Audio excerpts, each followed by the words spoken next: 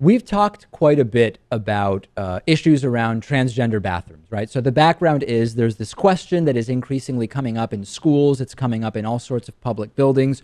Should transgender individuals be allowed to use the bathroom for the sex which they identify as today? Or if you say no, should they be forced to use the bathroom for the sex which they were born? Our view on this generally has been, first of all, why do we even have gender segregated bathrooms to begin with? Increasingly in a lot of places, including New York City, where I recently moved from, they're going in the direction of the sort of European style bathroom where you go in, there's like a sink in a common area, and then it stalls with floor to ceiling doors. That's our overall sort of view on this, isn't it, Lewis? Am I correct?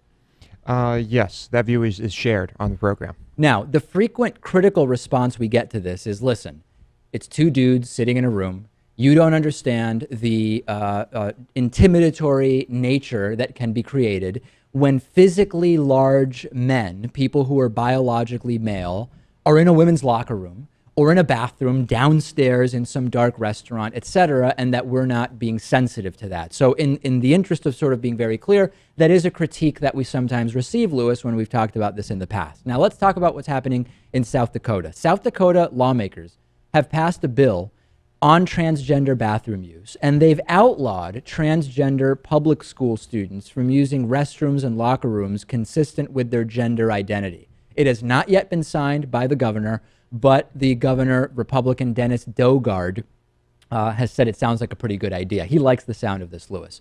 The bill provides that with written parental permission, affected students can request a reasonable accommodation that doesn't impose an undue hardship on a school district, such as, for example, you know how sometimes, Lewis, schools will have single bathrooms that are supposed to be handicap accessible bathrooms. Right. The transgender student could ask to be given a key or permission to use that bathroom, for example. That's sort of the idea of what a reasonable accommodation could be. Now, the Transgender Law Center says this is an absolute disaster. This is both distressing and disturbing, and that it may even violate federal law. Democrats, who are also arguing against this bill, say that this could even pull federal government money to be, this could cause federal government money to be pulled from public schools.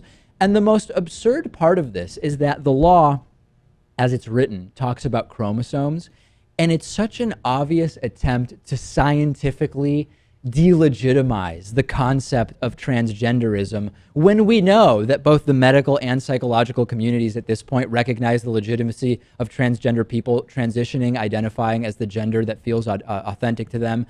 So that's just an attempt to inject so-called science into what is mostly people passing moral and ethical judgments on people that are not like them. Yeah, it's exactly the same thing they do with global warming. They try and inject pseudoscience and false science into it.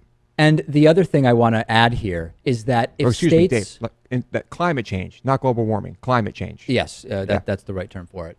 If states want to make an issue of what is essentially something that should be really uncontroversial, they should just change all restrooms to unisex stalls. That's the position of a number of activists in the state.